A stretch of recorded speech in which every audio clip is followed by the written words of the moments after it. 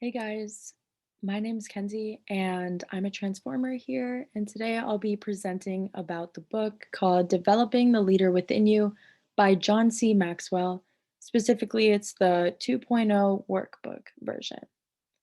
So, this book is all about how to improve yourself as a leader, but Maxwell also goes into depth about how you can improve yourself personally too. It's a workbook, so I picked out some questions and tasks that I found beneficial that could hopefully help you to reflect on your life and skills as well. Starting off with a little bit about the author, John Maxwell is an author, speaker, and pastor. He has written many books that are mainly about leadership and how to improve your leadership skills. He's also founded a nonprofit organization that has trained over 5 million leaders. So here's the agenda for today. I'll pretty much be covering some of the main topics from each chapter and of the book. Maxwell organized the chapters by leadership lessons, and there are 10 total. So let's begin with lesson one, influence. Leadership is influence and the ability to obtain followers. Developing as a leader is important at any time in your life because, as John Wooden said, when opportunity comes, it's too late to prepare. Every day we influence others and are influenced by others. The people who influence us shape our thinking, characteristics, personality, and mold us into the individuals we are today. Titles and position don't matter for you to be a good leader. So Maxwell then describes the 5 levels of leadership. On level one is position, which is the role that you're assigned. But at the end, title and position won't get a person far in leadership. People who follow positional leaders will only do what's required of them and nothing more. Level two is permission. So, as John Maxwell says, true influence begins with the heart, not the head. Successful leaders on this level will focus their time and energy on the needs and desires of individuals on their team and connect with them. Sometimes it may help to see things through the other person's eyes here. This level is all about connecting with people, building relationships, and earning trust, which is how you build influence with others. Level three is about production. This is all about helping the members of your team get things done to produce results. Here, you should also initiate and accept personal responsibility for your personal growth. Level four, people development. Leaders become great not because of their power, but because of their ability to empower others, as Maxwell said. A leader's main job is to develop other people to help them reach their personal potential. You win people's hearts and minds by helping them grow personally. So, people are usually loyal to the leader that helped them grow. So, it's important to be honest and open about your growth journey here, especially. Level five is pinnacle. This level is based on reputation. Leaders on this level are known outside of their organization, outside of their fields, maybe even their countries and lifetimes too. It's important to focus your influence on the most promising 20% of people that you lead. So, in your life, you're never on the same level with each person. Every time you change jobs or meet a new group of friends, you start on the lowest level and have to work up again. Always strive to keep growing and learning and invest time in people rather than spending time with them. Next is lesson two, priorities. So everyone in the world has 24 hours in their day. It's important to prioritize our time so we are even more productive in the long run. It's also important to find better ways to work and make the most of every moment. As the author said, 95% of achieving anything is knowing what you want. You can only take the bare necessities with you as you're climbing up towards your goals, so make sure you're only doing the things that you need to do in order to reach your goals. To be an effective leader, you have to be proactive. Instead of focusing on On efficiency, which is a survival mindset, we need to think about effectiveness, which is a success mindset.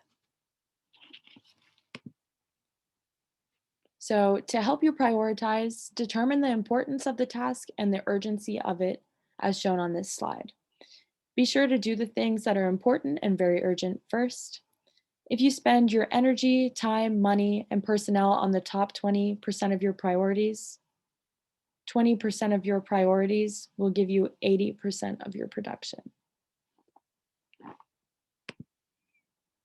Maxwell also refers to 3 R's to help you identify and live your priorities. These are requirement, return, and reward. You can discover your major priorities by asking yourself these questions based on the R's. What is required of me? What gives me the greatest return? As in, what are you good at? What do people continuously compliment you for being good at? What is most rewarding? As in, our best work is accomplished when we enjoy it. So find something that you like so much that you'll gladly do it for nothing, and then learn how to do it so well that people would be willing to pay you. Another way to identify and live your priorities is to organize your calendar differently. Instead of filling every space in your calendar, you need to create some free space, some margin. Margin is free space that can be used for many different things and will make you more productive in the end. Margin allows for self awareness, thinking time, and energy renewal. The best way to get more done may be to spend more time doing less. As humans, we are not meant to be go, go, go all the time. Allow yourself to have time to recharge and renew your energy. You should aim to leave about 20% of your time to be for margin time. Create margin by simplifying your life. Don't spend time doing things that are not in your 3 R's. As Maxwell said, you can't maintain your priorities if you fill your life with busyness. Lesson 3 is all about character. Remember to still lead yourself and practice what you preach. Good character builds strong trust, and having people trust you will cause them to act on what you say. If you form a high level of trust, making mistakes here and there will not take away that trust. To build good character, you should embrace the 4 dimensions of character. Authenticity, which is about sharing your failures and being truthful and relatable. Self-management is about knowing what you value to make the right choices. Humility is about sharing your mistakes and weaknesses and being open to the fact that we are all flawed, and then focusing on changing and improving. And courage is about attempting something out of your comfort zone and admitting to when you are wrong. What we achieve inwardly will change our outer reality, as Maxwell said. So focusing on growing from the inside out and your focus on growing from the inside out and your outer self will follow in turn. Listen to your inner voice and strive to keep growing to make you more self-aware, give you more self-respect, and help you make the right choices and become overall much happier. Next is lesson 4, which is all about creating positive change.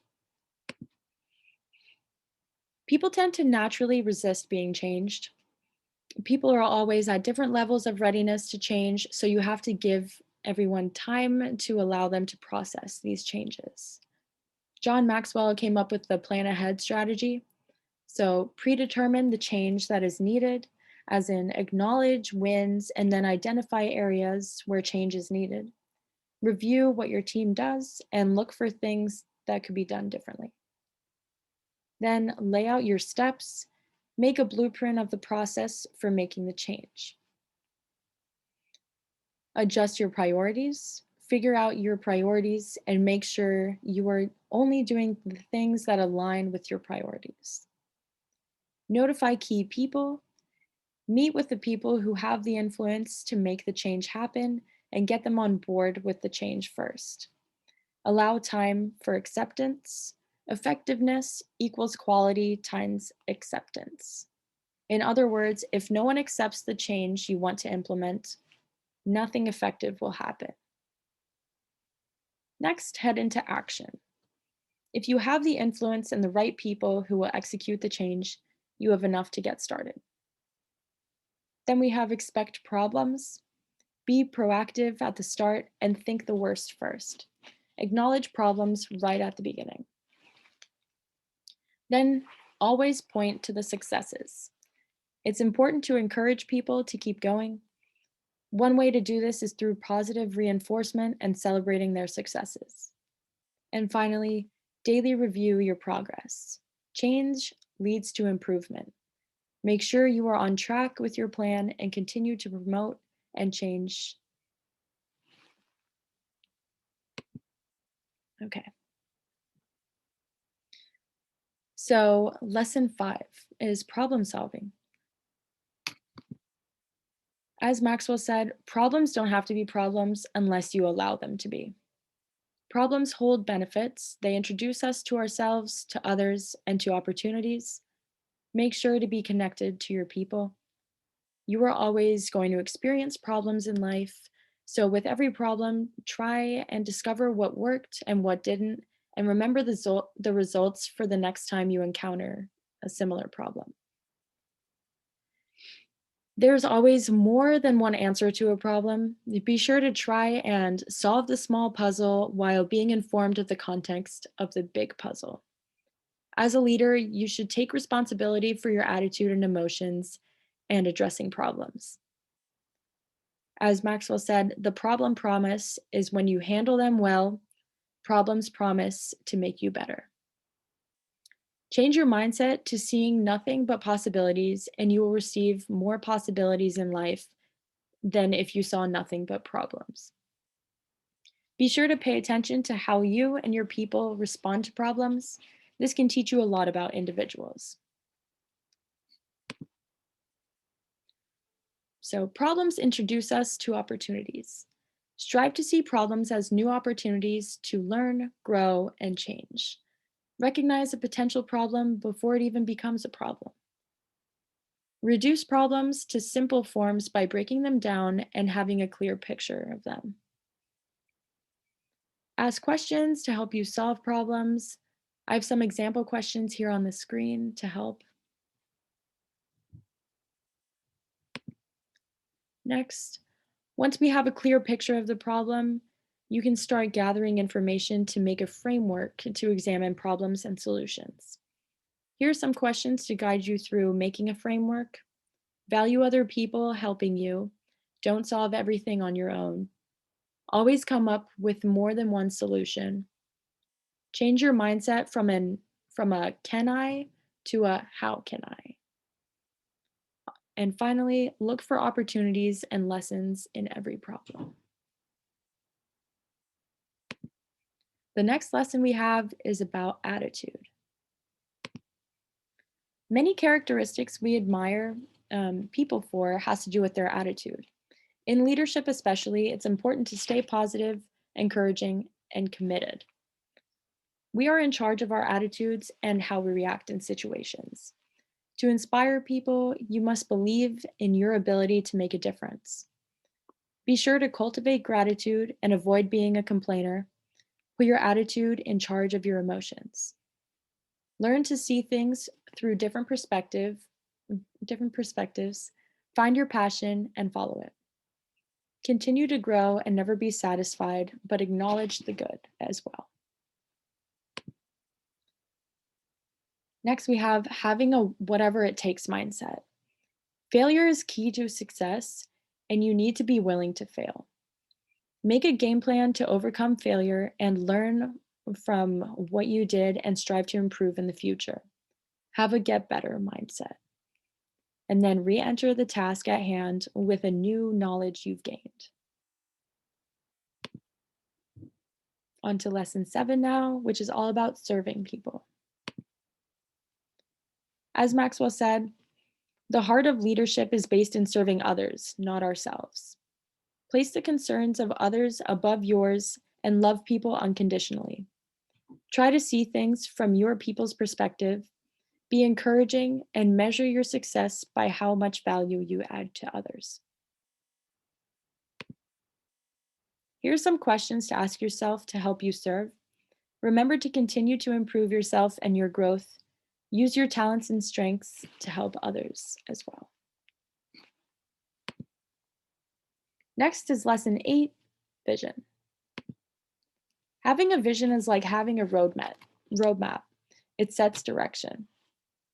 If the leader doesn't see the vision, the people never will.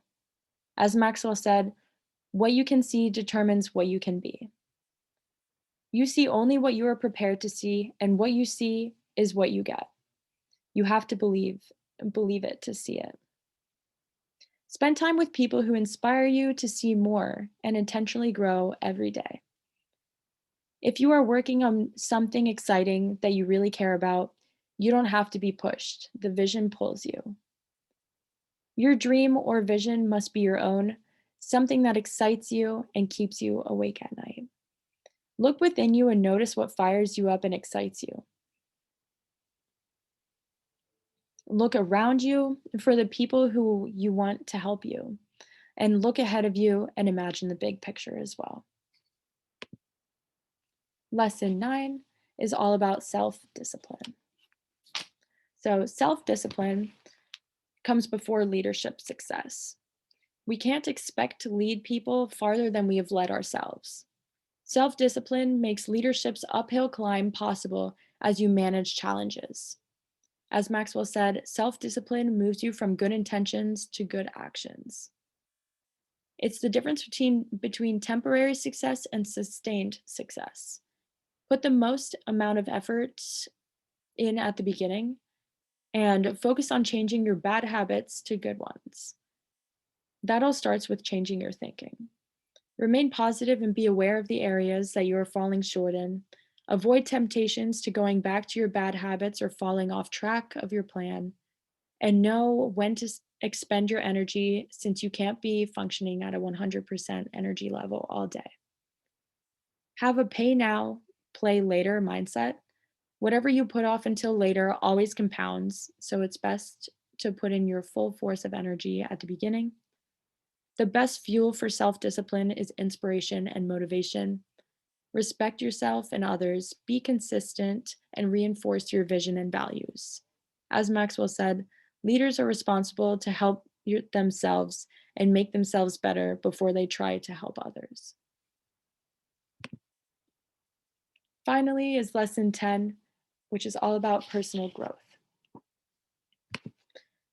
Development, expansion, and the future of your leadership depend on your dedication to personal growth. Striving to grow will create hope, and having hope will allow you to imagine a better future. Try to grow a little every day, and you will in turn be strengthening the hope inside of you. Growing means changing. In order to grow, we must step out of our comfort zones. On your growth journey, you have to be willing to be wrong and be willing to change. Start replacing bad habits with good ones, changing your priorities, and learning how to think differently. The best thing you will achieve from growth is who you become because of it. The secret to a person's success is determined by what they do daily.